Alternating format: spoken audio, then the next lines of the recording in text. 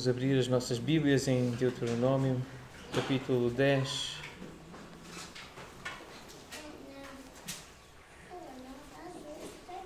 Deuteronômio, capítulo 10, nós vamos ler a partir do versículo 12.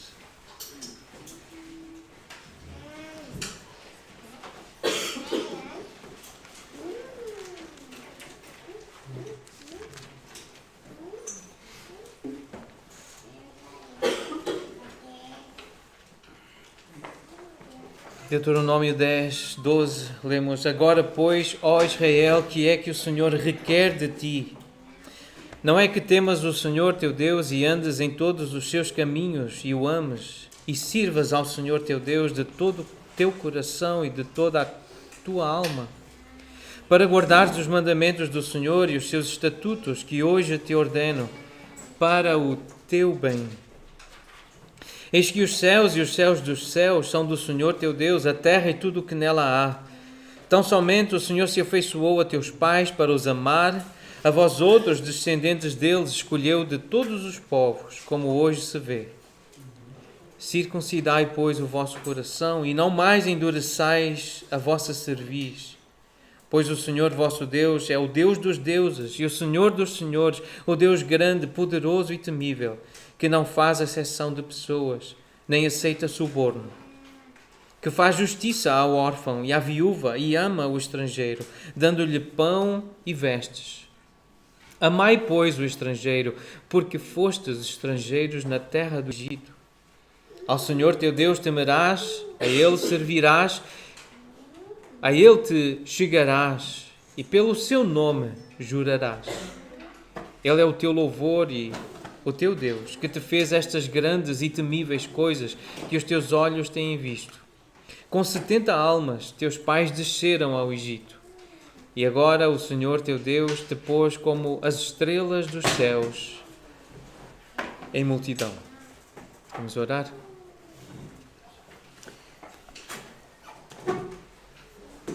Senhor, nós estamos aqui acreditando que requeres de nós também o que requerias de Israel quando eles ouviram estas palavras. Tu também requeres de nós, teu povo, crentes, igreja, que te sirvamos, que temamos o teu nome, que te amemos, que exaltemos o teu caráter, a tua bondade, a tua misericórdia. É isso que queremos lembrar nesta manhã. Lembrar as nossas almas, lembrar as nossas famílias, sermos lembrados pela Tua graça, que temos um Deus todo-poderoso, um Deus grande, um Deus digno da nossa atenção e do nosso louvor.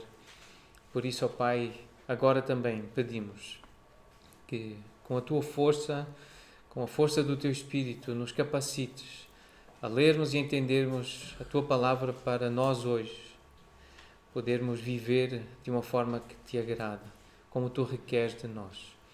Pedimos o teu auxílio em nome de Jesus. Amém.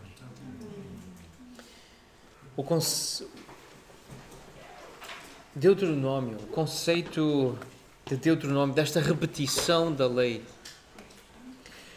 Repetir aquilo que Deus disse ao seu povo porque amava o seu povo. E este é o contexto de Deuteronômio. Mostrar o amor de Deus pelo povo, mas também o amor que Deus espera do seu povo.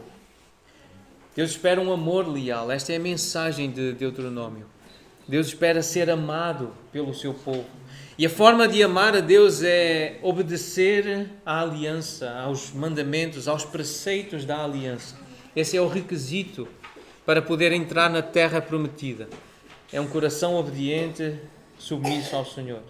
Para poder entrar e permanecer na terra da promessa, na terra da bênção, Deus espera que haja obediência. Este é um texto, o livro de Deuteronômio, dá base para o restante do Antigo Testamento, todo o Pentateuco, mas especialmente aqui a repetição da lei faz esse resumo que serve de base para todo o resto do Velho Testamento.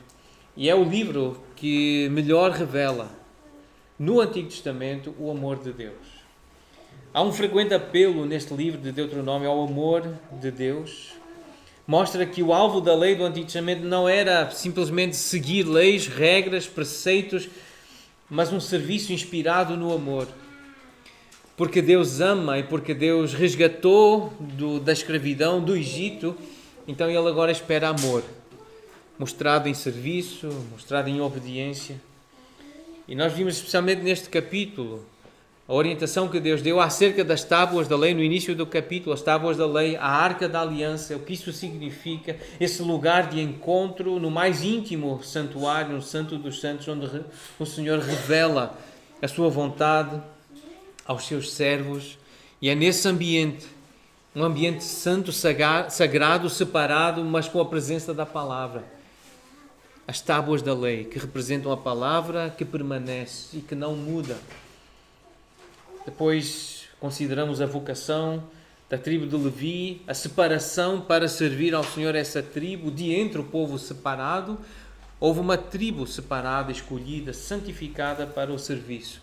Essa tribo que deveria considerar o Senhor como a própria herança, a sua porção, e aprender a ter prazer nessa herança, que é o próprio Senhor. Estar diante do Senhor para o servir, um grande privilégio, uma grande honra, mas é Ele também o alimento, é Ele o sustento do povo de Deus. É através do Senhor que os levitas viviam. Era através do serviço ao Senhor, porque serviam ao Senhor, o restante do povo cuidava dos levitas, com o sustento, com as ofertas. O próprio Senhor deveria ser tido como a herança. Uma lição para nós também, que somos do Senhor e que devemos nos contentar, acima de tudo, por termos o Senhor na nossa vida e por irmos viver com o Senhor para sempre. O versículo 10 deste capítulo enfatiza o tema principal desta passagem, na sequência do capítulo 9, a intercessão, a oração que Moisés tinha feito ao Senhor, ela foi respondida e por isso o povo não tinha sido destruído e havia essa manutenção desse relacionamento, desse pacto, dessa aliança entre Deus e o povo. Estava intacto. E Deus usou a intercessão de Moisés. Tudo porque Deus é gracioso. Não pelo mérito do povo, não por mérito de Moisés, mas Deus diz que é por Ele próprio, é por causa do seu caráter, é a sua misericórdia que mantém o povo de pé, vivo, intacto. E o versículo 11, nós fizemos uma oração. Essa orientação que o Senhor deu a Moisés como líder: levanta-te, põe-te a caminho diante do povo para que entre e possua a terra que sob o juramento prometi dar a seus pais. Levanta-te e dirige esse povo. Ser um líder. E nós precisamos de líderes assim, homens que lideram as famílias, que lideram as suas casas, lideram a igreja dessa forma, levantando-se, andando, conduzindo o povo para o caminho que o Senhor, ou o destino que o Senhor determinou, o caminho que o Senhor orientou. Nós precisamos de sábia direção, de aconselhamento, presidência diligente, de admoestação, de dedicação no ensino da palavra, no cuidado da alma. É isso que os líderes fazem, os pastores fazem. É isso que nós precisamos cada vez mais ver nos homens da nossa igreja, das nossas igrejas, das nossas famílias. Homens que se levantam e que andam diante do Senhor e diante do povo, conduzindo-os à salvação, ao lugar eterno, ao Evangelho, à vida eterna. Há aqui, nestes versículos que nós lemos, nos versículos 12 até 22, há uma progressão, e começando aqui por percebermos a menção ao temor do Senhor, versículo 12. O que é que o Senhor esperava? O que é que o Senhor pedia? Essa expressão aí, requerer, é um pedido que Deus está a fazer. É uma expectativa que Deus tem, que Israel o temesse, que houvesse reverência, e é uma palavra que literalmente ela significa medo. É um medo que não repele, mas que atrai. Há uma admiração, é algo assombroso, mas que nos leva a honrar, que levava, ou que deveria levar Israel a honrar o Senhor. É isso que o Senhor esperava e pedia a Israel, que andasse nos seus caminhos, em todos os seus caminhos, que o amasse e servisse de todo o coração e de toda a alma. A ideia é que o que fizesse, o que dissesse, fosse com essa ideia de que é para o Senhor. É claro que também é para servir pessoas. É claro que também há pessoas beneficiadas, mas é fazer com a intenção de agradar ao Senhor, fazer do jeito que lhe agrada, do jeito que Ele quer, e para louvor dele.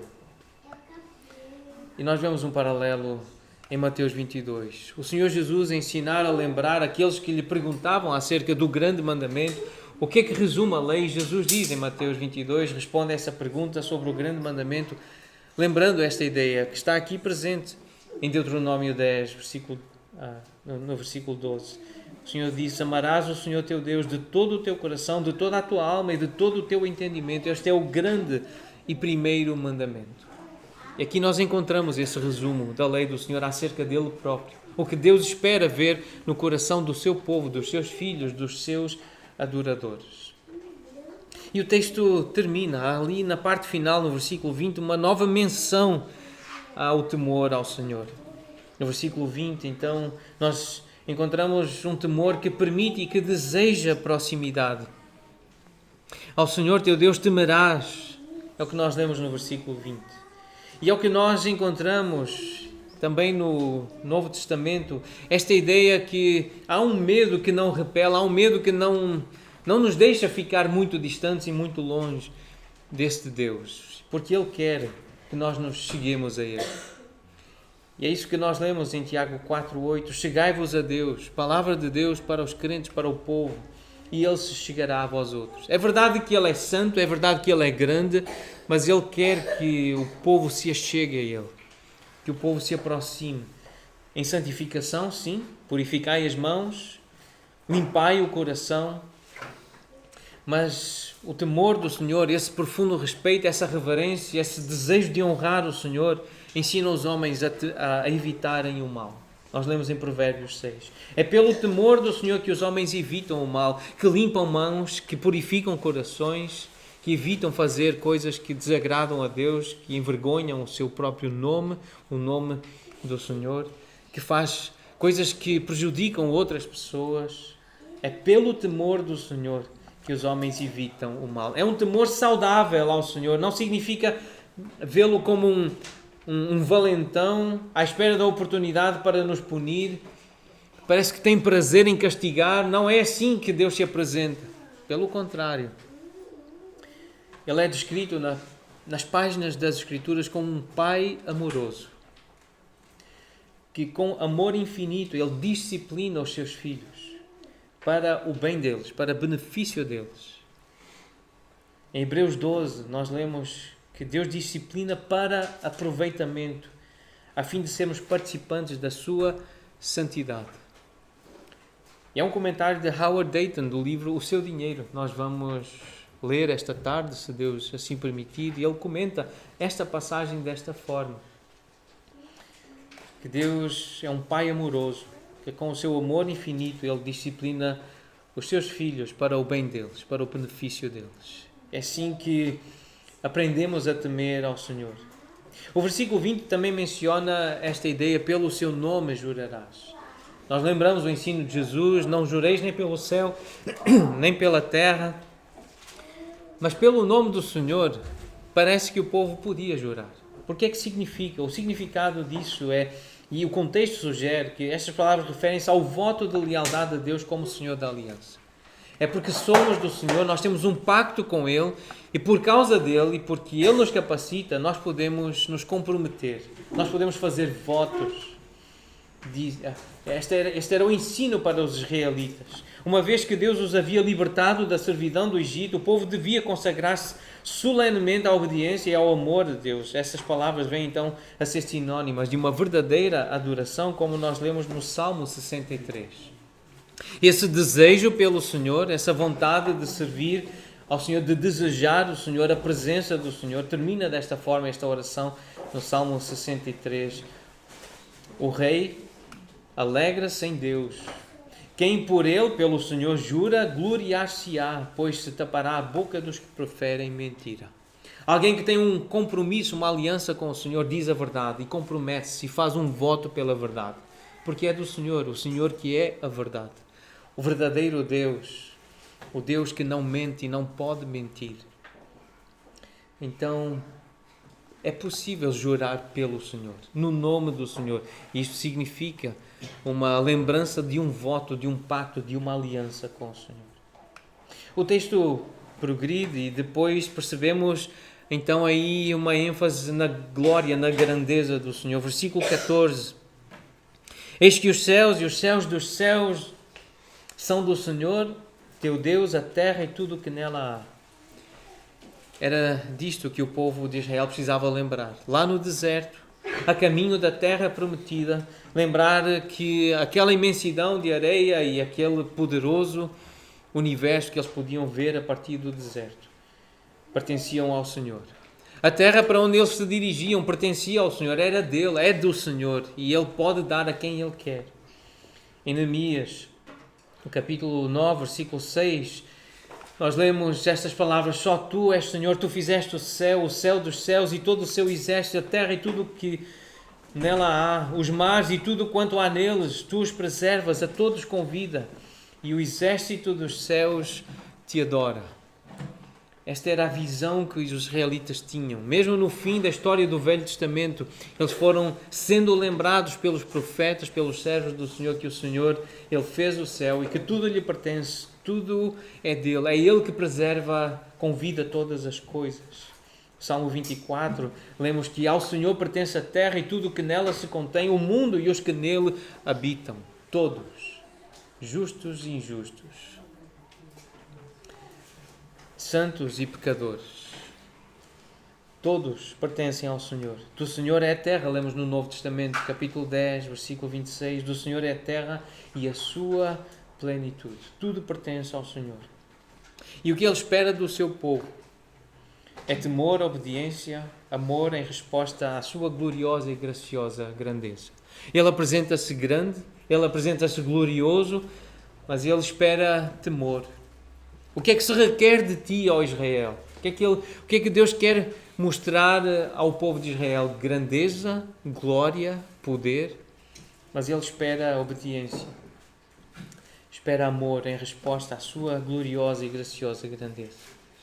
Então a glória do Senhor, ela é percebida, há como que um regresso ao mesmo tema no final destes versículos. Versículo 17, o Senhor vosso Deus é o Deus dos deuses, o Senhor dos senhores, o Deus grande, poderoso e temível, que não faz exceção de pessoas, nem aceita suborno. Ele é o Deus dos deuses, o Senhor dos senhores, o Deus grande, poderoso e temível. E que não aceita suborno. O que é suborno? É um pagamento, é dinheiro ou algum bem que se oferece a alguém em troca de um favor ou de um negócio lucrativo, geralmente ilícito, algo dado a alguma pessoa para influenciar a prática, algo que é uma riqueza, é um bem, mas que está a tentar comprar um benefício, uma prática que o beneficie. Normalmente algo ilegal, algo errado, algo que não deveria ser feito. E Deus não aceita suborno. Ele não aceita que nós tentemos comprar os benefícios da sua mão.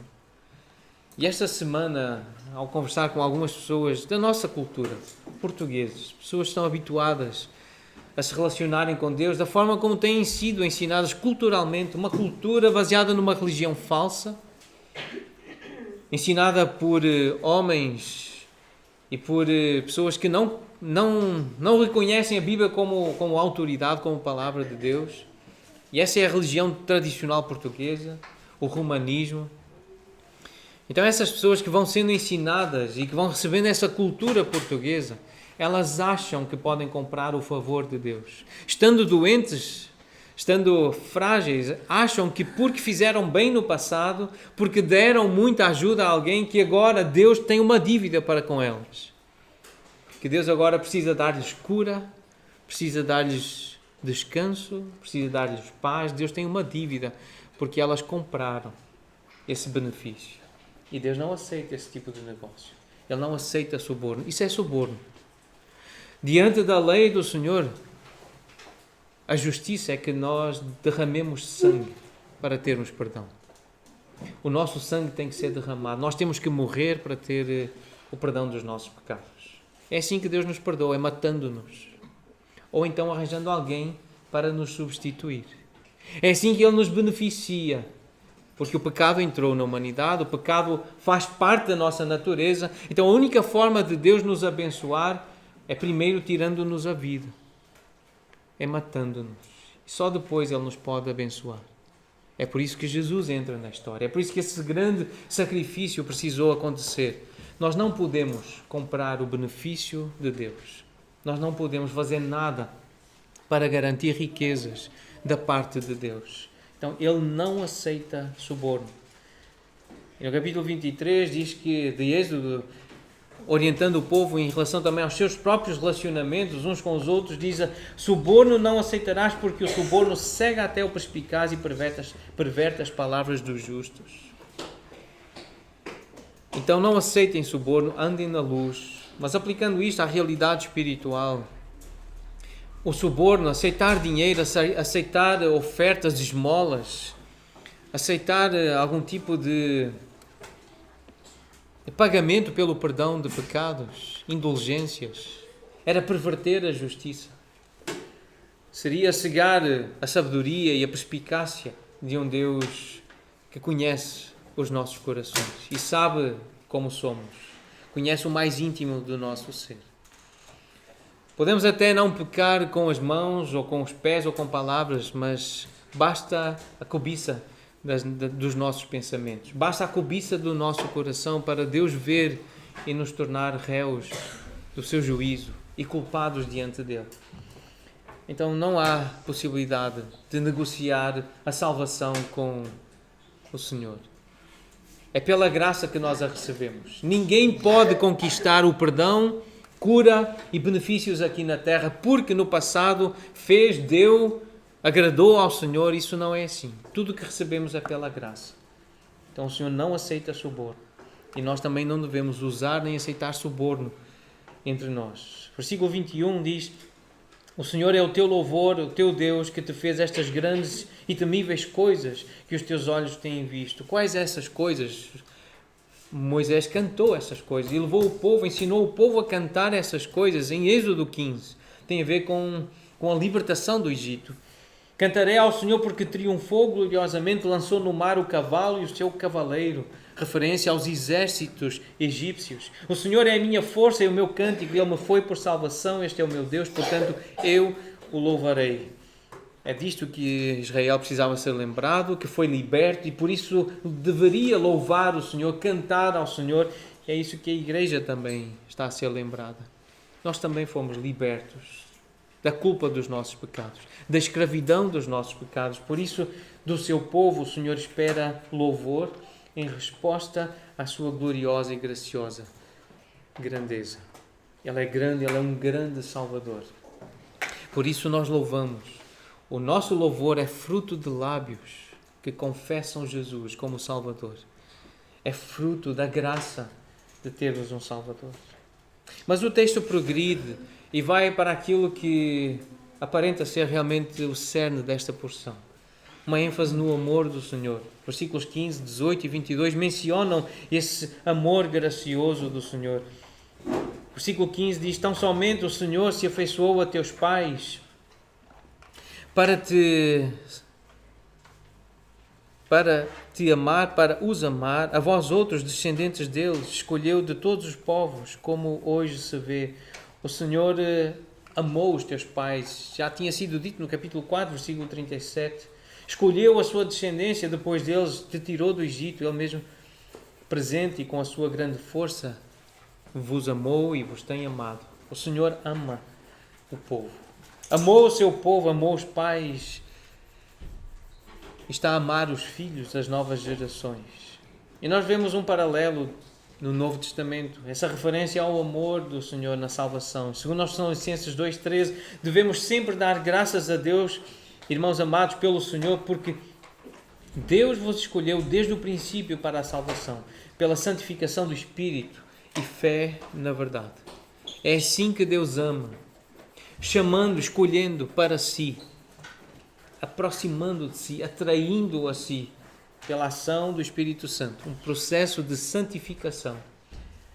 É fé na verdade, fé na revelação de Deus, na palavra de Deus. O versículo 18 Menciona o amor do Senhor pelo estrangeiro. Ele faz justiça ao órfão, à viúva, ama o estrangeiro, dando-lhe pão e vestes. Os fracos, os frágeis. O Senhor é bom para com todos. Lemos no Salmo 145, 9. O Senhor é bom para todos.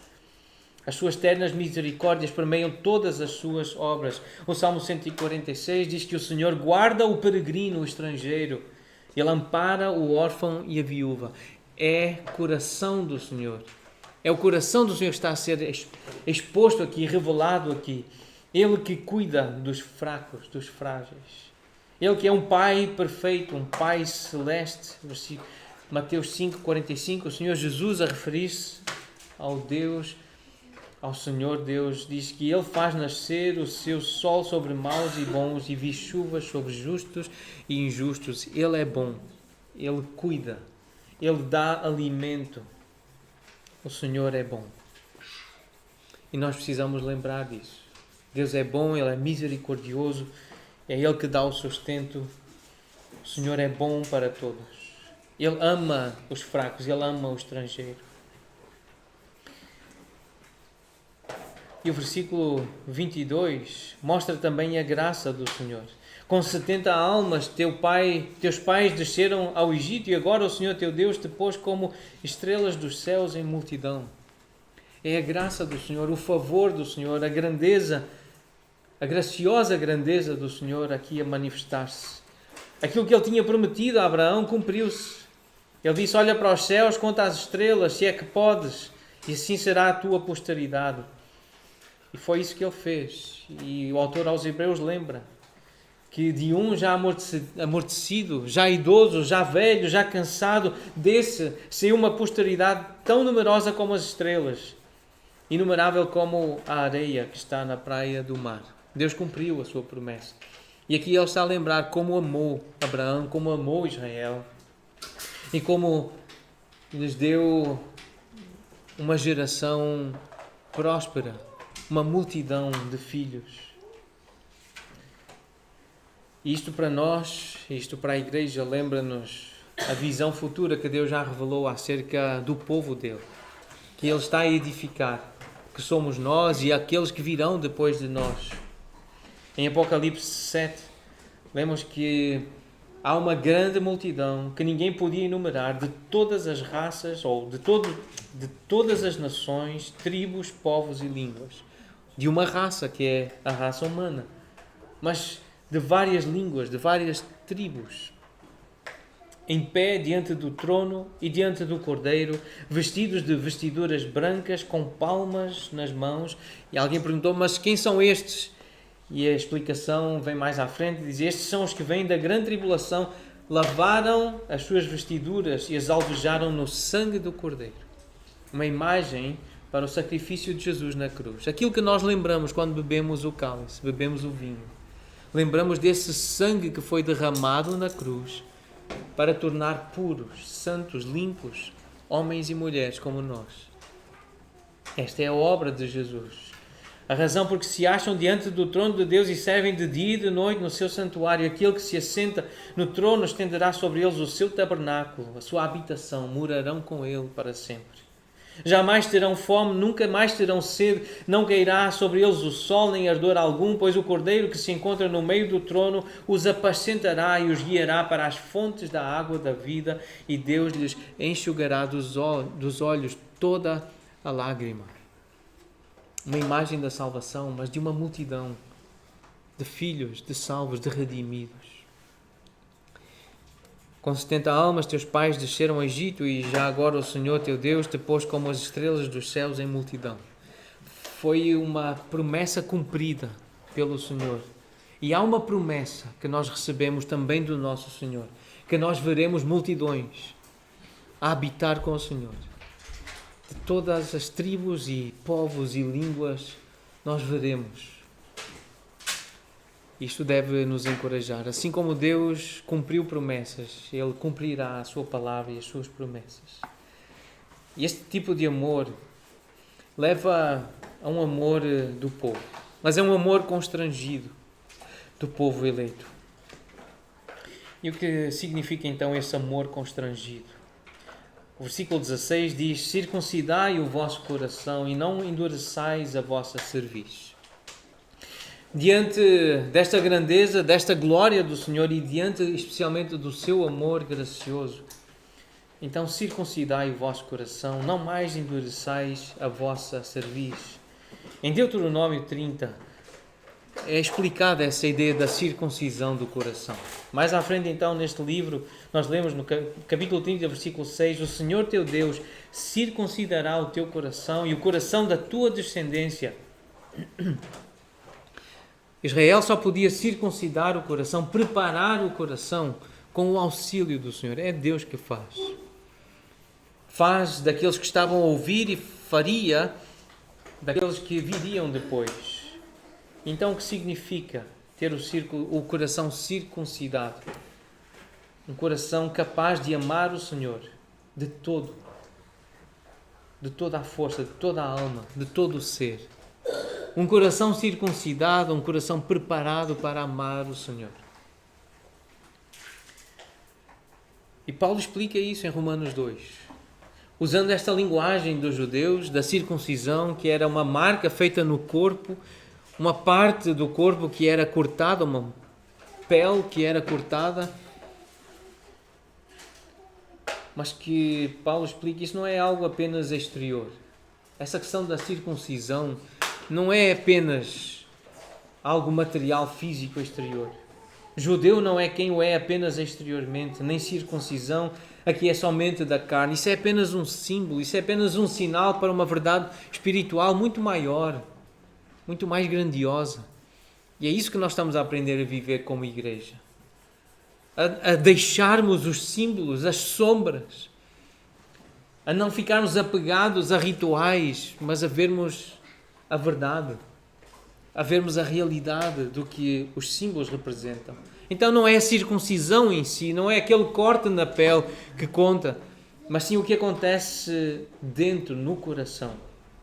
Judeu é aquele que o é interiormente, circuncisão aqui é do coração, no espírito, não segundo a letra, e cujo louvor não procede dos homens, mas de Deus. Deus vê que há ali um coração circuncidado, um coração preparado para o amar, para o servir, para o temer, para o respeitar, para o honrar, para lhe agradar. Essa é a verdadeira religião, essa é a verdadeira fé que nós almejamos ter, que nós devemos desejar ter, trabalhar para ter, pedir ao Senhor para ter uma fé genuína, uma fé de um coração circuncidado. O Senhor quer corações assim. Uma outra imagem está em Colossenses 2, versículo 11. Paulo explica o batismo, o que significa o batismo. E nessa explicação do batismo ele diz o que isso significa. Então, fostes circuncidados em Cristo, não por intermédio de mãos, mas no despojamento do corpo da carne. Não é um ato físico, não é algo que tem que se materializar necessariamente de uma forma visível, material, embora se possa fazer. Não tem nada de errado circuncidar um menino ou dar um mergulho na água, mas o ponto não é esse. O que Paulo está a ensinar é que deve haver lugar para o despojamento do corpo da carne, que é a circuncisão de Cristo. É abandonarmos as nossas paixões e os nossos desejos para que Cristo viva a vida dele, fazendo a sua vontade, cumprindo os seus propósitos, os seus desejos em nós. Para mim o viver é Cristo, não mais eu, mas Cristo vive em mim. Essa é a verdadeira circuncisão. É o Senhor que circuncida, é o Senhor que prepara corações, é Ele que nos dá força para viver uma vida que lhe agrada. Esta é a mensagem da Bíblia. Deus manda-nos circuncidar os corações, mas Ele explica que é Ele que circuncida. É na dependência dEle, é deixando que Ele ocupe esse lugar na nossa vida, o seu Espírito, é nós nos rendendo a Ele e deixando que Ele faça em nós aquilo que só Ele sabe e pode fazer. Tendo sido sepultados com Ele no batismo, no qual igualmente fostes ressuscitados mediante a fé no poder de Deus que o ressuscitou dentre os mortos, e a vós outros que estáveis mortos pelas vossas transgressões e pela incircuncisão da vossa carne, vos deu vida juntamente com Ele, perdoando todos os nossos delitos. Vós que erais incircuncisos, não tinhais corações preparados para agradar, para obedecer ao Senhor. Mas Ele fez isso. Ele está a dar-vos um coração submisso, atento à sua voz, à sua palavra. Isso é circuncisão do coração. Essa é a circuncisão de Cristo. É ter um interior, um espírito maleável, moldável, que ouve a voz de Jesus e que eu reconheço, é o meu Senhor, é o meu pastor que me está a chamar para perto dele, para fazer a vontade dele. É o meu Senhor que me está a mandar fazer isto e eu vou fazer por causa dele, porque ele mandou, porque ele quer. Isso é circuncisão de Cristo. Isso é circuncisão do coração. E a resposta, portanto, o versículo 19, que se esperava de Israel, era: amai o estrangeiro. Uma vez que tendes sido amados pelo Senhor, amai também vós. Amai o estrangeiro. Porque também fostes estrangeiros na terra do Egito. Em Levítico 19, temos essa ideia como o natural será entre vós o estrangeiro que peregrina convosco, amá-lo-eis como a vós mesmos, pois estrangeiros fostes na terra do Egito. Eu sou o Senhor vosso Deus.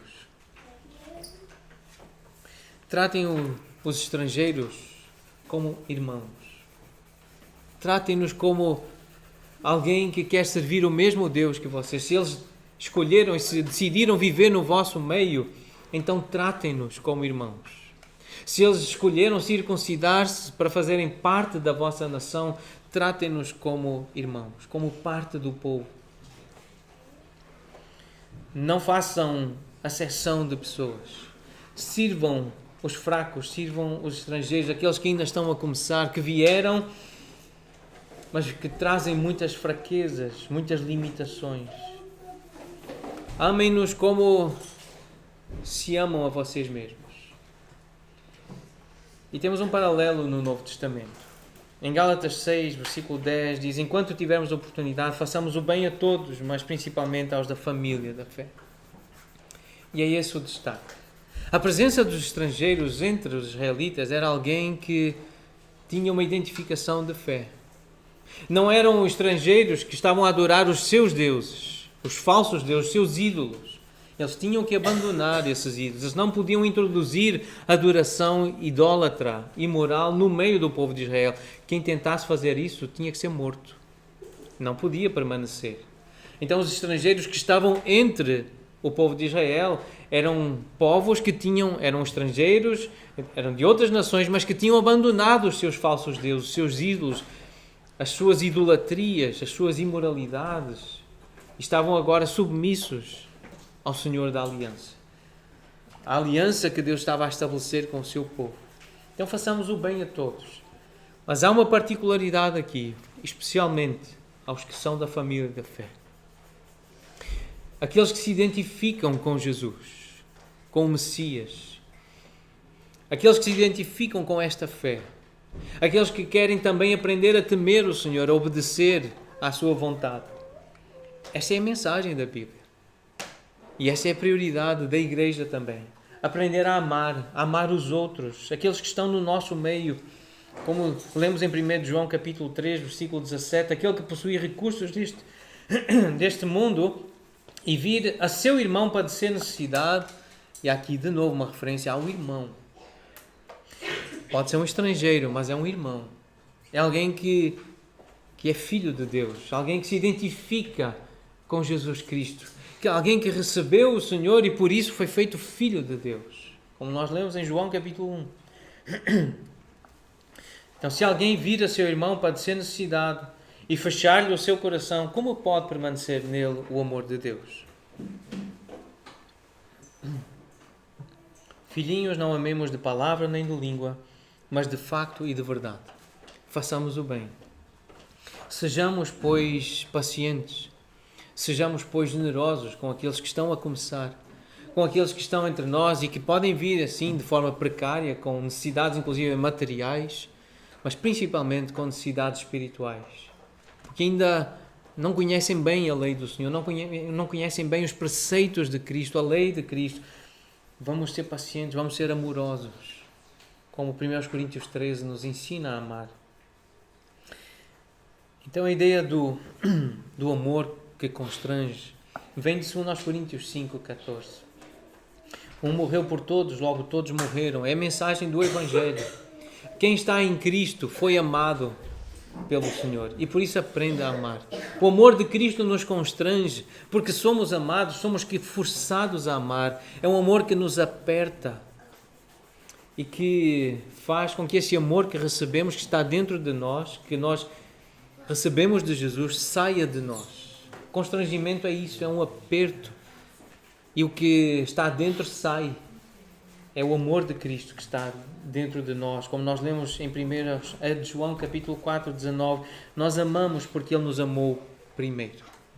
Ele amou-nos, revelou-nos Jesus, foi paciente conosco, tratou-nos bem, apesar da nossa fraqueza, apesar da nossa ignorância, Ele tratou-nos bem. E nós tratamos bem os outros, como uma resposta de adoração, de louvor ao Senhor que nos amou primeiro. É um amor constrangido dos eleitos, dos escolhidos, do povo de Deus. Versículo 19 então lembra: amai o estrangeiro, porque fostes estrangeiros na terra do Egito. E para a igreja, amai os incrédulos, porque fostes também incrédulos outrora. Amai os imorais, os impacientes, os incapazes, os fracos, porque tais fostes alguns de vós. Nós também fomos, temos sido fracos. Temos sido rebeldes, temos sido desobedientes, tantas vezes incrédulos. E o Senhor tem sido bondoso e amoroso conosco. Ele tem nos amado. Então vamos nos amar uns aos outros. Vamos amar aqueles que se estão a aproximar, aqueles que estão a crescer devagar. Vamos incentivá-los a crescerem um pouco mais, mas vamos fazê-lo com a palavra do Senhor. Vamos fazê-lo trazendo a grandeza do amor do Senhor, para que aprendam a temer o Senhor, porque do seu povo o Senhor espera temor, obediência, amor em resposta à sua gloriosa e graciosa grandeza. Deus é grande, a sua graça é grande, a sua glória é grande. Isso deve despertar no seu povo, nos seus adoradores, temor, um desejo de servir, de obedecer, mas também de amar, de responder em amor. Então o nosso louvor, os nossos cânticos, as nossas palavras, os nossos atos de serviço são fruto da graça do Senhor. Porque Ele nos amou primeiro, nós amamos, nós louvamos, nós servimos. Então com esta passagem nós aprendemos a reconhecer a gloriosa grandeza do Senhor. A amar o Senhor, a temer, a obedecer, a servir. Nós estamos a aprender a comprometer-nos com a santificação. Esta ideia de circuncidar corações, ela aponta para esse amor constrangido. Já que o Senhor, Ele é santo, Ele é grande, já que o Senhor é glorioso e que Ele nos ama, isso leva-nos a um processo de santificação. Circuncidai os vossos corações. Há um compromisso com a santificação que é esperado aqui. É esse o constrangimento. Alguém que me ama tanto, eu não posso tratar dessa forma. Uma forma fria, uma forma ingrata. Eu quero sim circuncidar o meu coração. Eu quero preparar o meu coração para temer o Senhor, para o amar, para o servir. Eu não quero ter uma cerviz dura, um pescoço duro que não é possível de ser guiado. Uma referência aos animais que dificilmente eram guiados no serviço. Então nós voltamos para terminar a Tiago capítulo 4, versículo 6. Lembrar que Deus resiste aos soberbos. Ele resiste aos que endurecem a sua cerviz, aos teimosos, aos obstinados, aos orgulhosos, aos arrogantes, que acham que não têm nada para aprender com ninguém, não têm nada para aprender com Deus. Deus resiste aos soberbos. Deus resiste aos arrogantes, aos que têm uma cerviz dura, coração incircunciso. Deus resiste. Conselho então de Tiago, palavra de Deus, lembrar que Deus dá graça aos humildes. Ele é gloriosamente e graciosamente grande para dar graça abundante aos humildes. Por isso, sujeitai-vos a Deus, resisti ao diabo e ele fugirá de vós. Chegai-vos a Deus e ele chegará a vós outros. purificai as mãos, pecadores. E vós que sois de ânimo dobre, limpai o coração, afligi-vos, lamentai e chorai, converta-se o vosso riso em pranto e a vossa alegria em tristeza. Humilhai-vos na presença do Senhor e Ele vos exaltará. Circuncidai os vossos corações. Fugi da impureza. Palavras de Paulo em Coríntios 6, 1 Coríntios. Impureza são coisas sujas, coisas feias, más, que nos fazem mal, que nos trazem vergonha. Fujam dessas coisas. Andem longe dessas coisas. 1 Coríntios 10, 14. Fugi da idolatria. Amores ou prioridades fora de ordem. Coisas que amamos ou pessoas que amamos mais do que deveríamos. Amamos mais coisas ou pessoas do que amamos ao Senhor. São amores fora de ordem. Precisam ser ordenados, colocar no seu devido lugar. O Senhor em primeiro lugar. A vontade dEle. A chegarmos-nos a Ele, ouvi-lo ensinar-nos. Portanto, meus amados irmãos, fugi da idolatria, fugi da impureza. Humilhai-vos na presença do Senhor e Ele vos exaltará. Então esta expressão aqui de Tiago, com lamentai, chorai, isto pede uma melodia em tom menor. E nós temos alguns cânticos com melodias assim. Estamos num país em que a maior parte das músicas tradicionais se cantam em tom menor. Nós temos muitos fados. E nós temos também hinos antigos que nos ajudam a fazer uma oração. Uma oração que nos leva para o coração deste texto. Circuncidai os vossos corações. Já que Deus vos ama, já que Deus vos tem amado, não só tem amado Israel, tem amado a igreja, tem nos amado, tem sido paciente conosco. Deus tem tido muita paciência com todos nós. Nós sabemos disso. Nós sabemos das nossas fraquezas. Nós sabemos das nossas lutas com o pecado que tenazmente nos assedia. Nós sabemos. Mas o convite deste texto e a orientação, circuncidai os vossos corações, é humilhai-vos na presença do Senhor. Lamentai, chorai, limpem-se, purifiquem as mãos, pecadores. Abandonem esses hábitos escravizadores, esses hábitos pecaminosos, essas coisas sujas, feias, que vos envergonham, que vos atrapalham. Parem com isso. Clamem ao Senhor e orem. Senhor, santifica, purifica a minha vida, a minha família, a igreja. Santifica, Senhor. Santifica-nos. Essa é a oração então que nós vamos cantar. Em tom menor, mas com a alegria de saber que o Senhor ouve orações assim.